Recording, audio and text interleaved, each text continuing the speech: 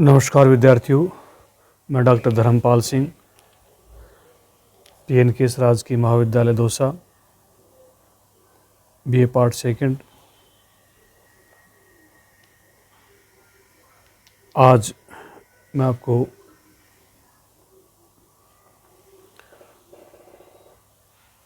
चीन के संविधान के बारे में आपसे रूबरू मुखातिब हो रहा हूँ और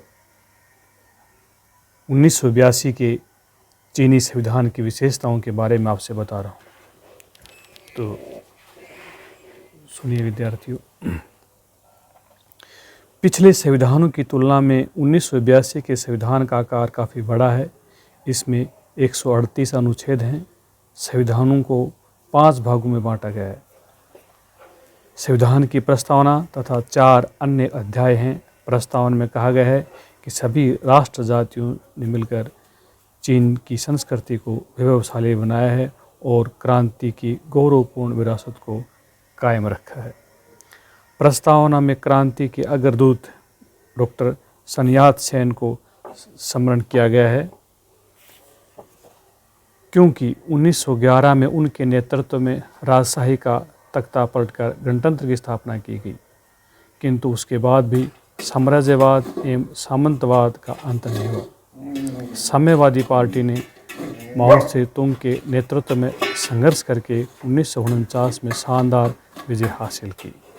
प्रस्तावना में कहा गया कि चीन की जनता जनवादी अधिनायकत्व में विश्वास रखते हुए समाजवादी मार्ग पर चलती रहेगी और समाजवादी संस्थाओं को अनवरत सुदृढ़ करती रहेगी। संविधान के प्रथम अध्याय में कतिपय सिद्धांतों का विवेचन किया गया है, जैसे लोकतांत्रिक केंद्रवाद, और यह सिद्धांत सभी प्रशासनिक एवं न्यायिक अंग जनवादी कांग्रेस के प्रति उत्तरदायी हैं। इस अध्याय में यह अंकित किया गया है कि अर्थव्यवस्था, न्याय विभाग, प्रशासन और सेना का गठन समाजवादी मान्यताओं पर किया गया है।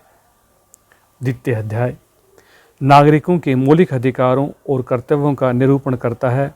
अधिकारों की सूची में हड़ताल का अधिकार हटा दिया गया है।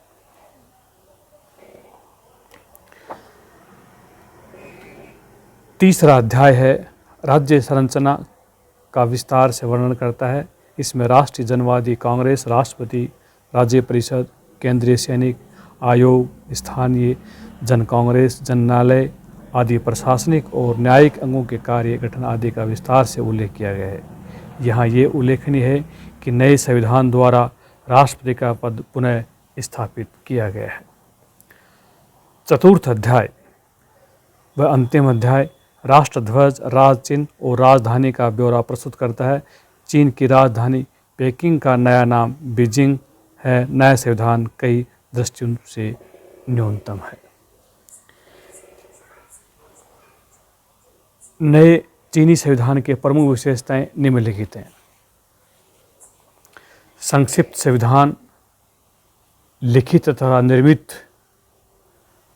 नंबर 3, पारिभाषिक दृष्टि से कठोर लेकिन व्यवहार की दृष्टि से लचीला संविधान, अनम्य संविधान है।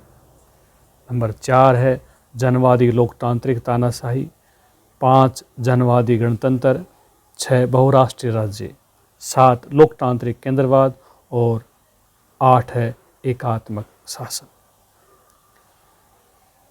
प्रणाली तथा प्रादेशिक इकाइयाँ। 9वां है नागरिकों के मूलभूत मौलिक अधिकार तथा कर्तव्य। इसमें आर्थिक अधिकार, राजनीतिक अधिकार, सामाजिक और सांस्कृतिक अधिकार और व्यक्तिगत स्वतंत्रताएं शामिल हैं।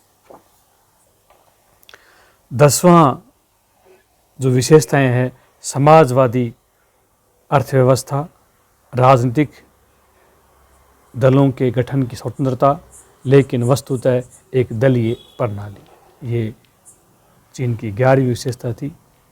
नंबर 12 है केंद्रीय सैनिक आयोग। नंबर 13 राष्ट्रपति पद की पुनः प्रतिष्ठा और 14 है विदेश नीति के सिद्धांतों का उल्लेख। 29 है न्यायपालिका के अधीन स्थिति। तो आज हम चीन के संविधान की बारे में आपसे रूबरू हो रहे थे। जो निम्नलिखित विशेषताएं चीन के संविधान की हैं जो मैंने आपसे बताई हैं। कल इसकी अगली जानकारी देंगे।